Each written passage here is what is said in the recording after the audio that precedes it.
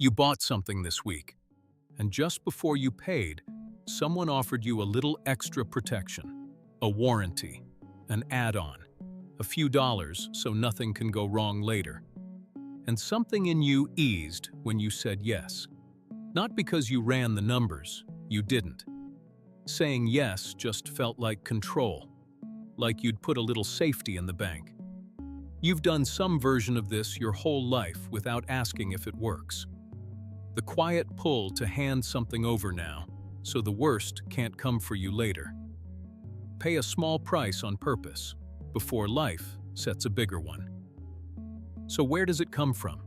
Why does buying protection calm us, even when it protects nothing? The answer is older than insurance, older than money itself. Go back about 2,500 years to a Greek island called Samos.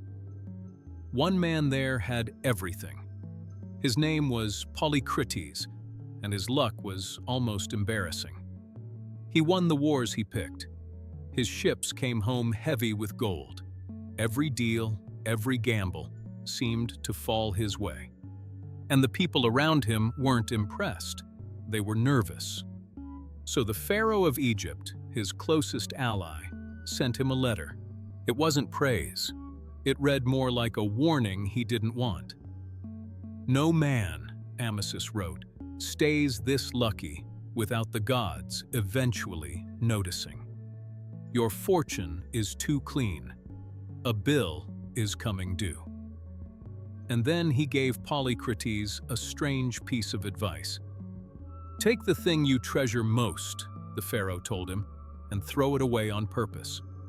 Choose your own loss now, before fate chooses a worse one for you." Polycrates agreed. He owned one emerald ring he loved more than anything else he had.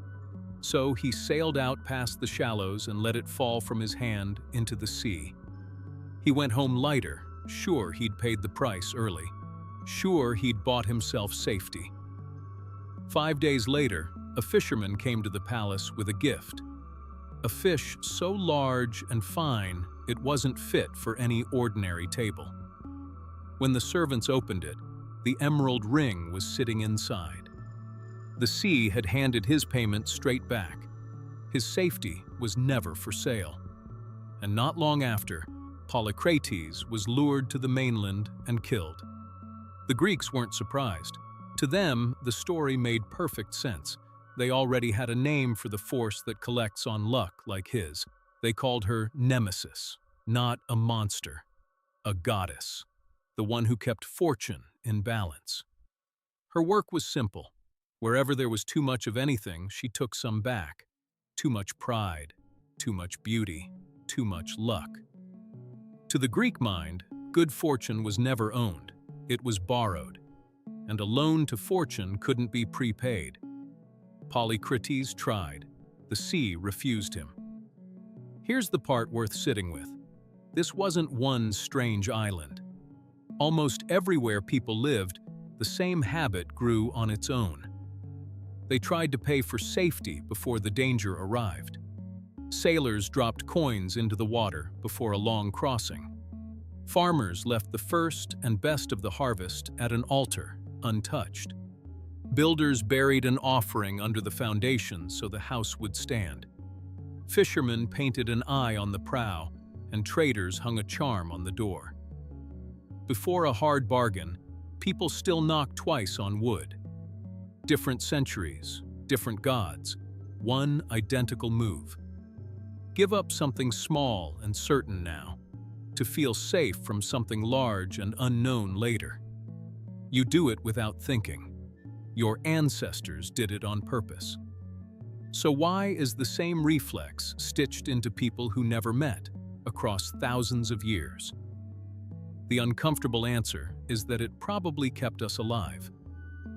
For most of history, good times were thin and short.